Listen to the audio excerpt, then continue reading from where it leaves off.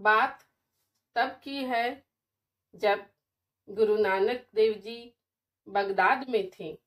वहाँ का शासक बड़ा अत्याचारी था। वह जनता को कष्ट तो देता ही था, उनकी संपत्ति भी लूट लेता था। जब उसे मालूम हुआ कि हिंदुस्तान से कोई सिद्ध पुरुष आए हुए हैं, तो वह गुरु नानक देव जी से मिलने के लिए उनके पास पहुंचा।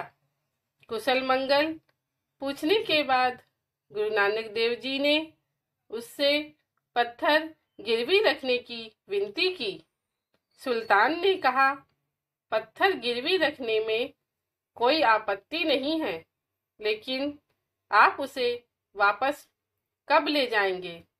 गुरु नानक देव जी ने कहा, मेरे मरणोपरांत अपनी जीवन यात्रा समाप्त होने के बाद जब आप मुझसे मिलेंगे, तब ये पत्थर आप मुझे दे देना। सुल्तान ने कहा, आप भी कैसी बातें करते हैं महाराज, भला इन पत्थरों को लेकर मैं वहां कैसे जा सकता हूँ? गुरु नानक देव जी ने कहा, जनता को चूस चूस कर आप जो खजाने की वृद्धि कर रहे हैं, वो सब क्या यहीं छोड़ कर जाएंगे? नहीं ना।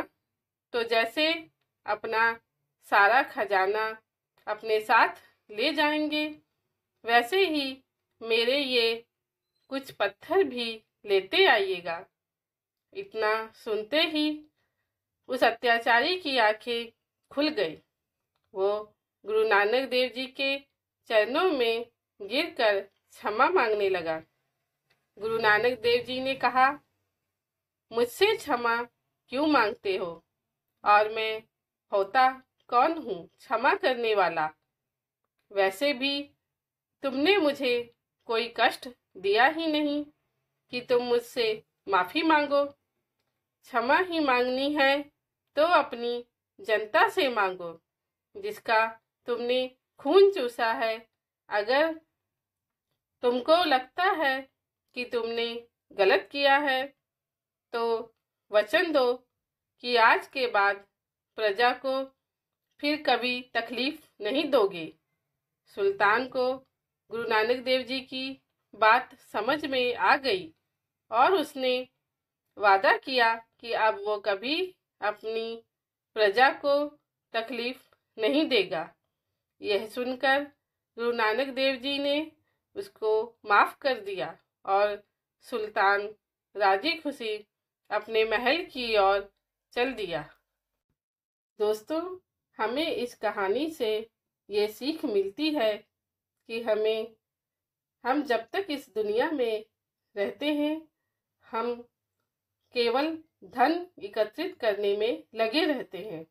चाहे वो धन कैसे भी आए, चाहे किसी को दुख ही देकर क्यों ना आए, किसी को तकलीफ देकर क्यों ना आए, धोखा देकर क्यों ना आए, लेकिन हम उस समय केवल धन ही एकत्रित करने में लगे रहते हैं और अपने परिवार के लिए उसे जमा करते रहते हैं।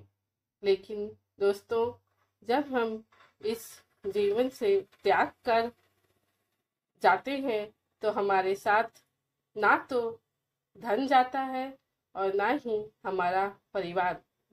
हमारे साथ अगर कुछ जाता है तो वो हमारे अच्छे कर्म जाते हैं। लेकिन हमने अच्छे कर्म किए ही नहीं, तो फिर हमें उन कर्मों का फल कैसे मिलेगा? हम इस जीवन में जैसे भी कर्म करते हैं, अगर हम बुरे कर्म करते हैं तो हमें उसका फल भी बुरा ही मिलेगा, और अगर अच्छे कर्म करते हैं तो उसका फल अच्छा मिलेगा। तो दोस्तों, हम जब तक हमें जीवन मिला है, हमें कोशिश करते रहना चाहिए कि हम किसी का दिल ना दुखा सकें और किसी को तकलीफ ना दे सकें। धन्यवाद।